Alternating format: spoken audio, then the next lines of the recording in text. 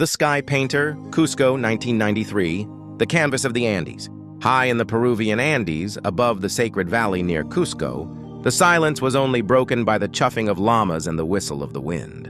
The mountains here were not just land. They were apus, ancient, powerful spirits. Tupac Ilari, a teenage Quechua shepherd, spent his solitary days watching his flock and watching the sky, a dizzying expanse of blue, cloud, and light. With no canvas, he used the broad, flat surfaces of the gray, sun-warmed Andes rocks that sheltered his flock. He had no brushes. Instead, Tupac created his own tools and colors.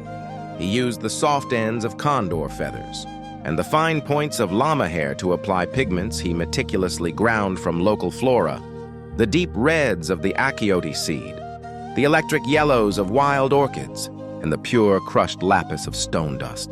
The living horizon Tupac's subject was always the same, the sky. His rock paintings were not static, they were dynamic. He captured the fleeting moment when the horizon dissolved into a wash of pink and orange.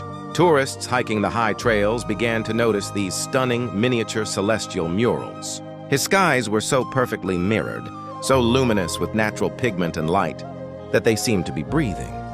The boundary between the real horizon and the painted rock was impossible to discern. News of the young shepherd who painted the impossible reached the city. A kind, perceptive art teacher offered Tupac a full scholarship to study art in Lima, far from his ancestral mountains. It was a choice between the familiar earth and a daunting future.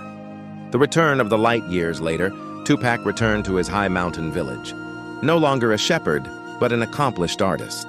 He used his exhibition earnings not to build a studio for himself, but to construct a small, sturdy adobe art school for the Quechua children of the valley. The school was positioned on the very same hillside where he used to paint his flock's shelter rocks. Its large windows framed the sky perfectly, a constant changing model. Above the entrance, carved into the lintel in both Spanish and Quechua, was the philosophy he learned between the earth and the heavens. Pintaita hanak pachata, manam wanyuska kay takamuchuichu. He who paints the sky never feels trapped on the ground. Tupac's legacy was not just his art, but the school which teaches children that their heritage, their land and the boundless sky above them are the only studios they truly need.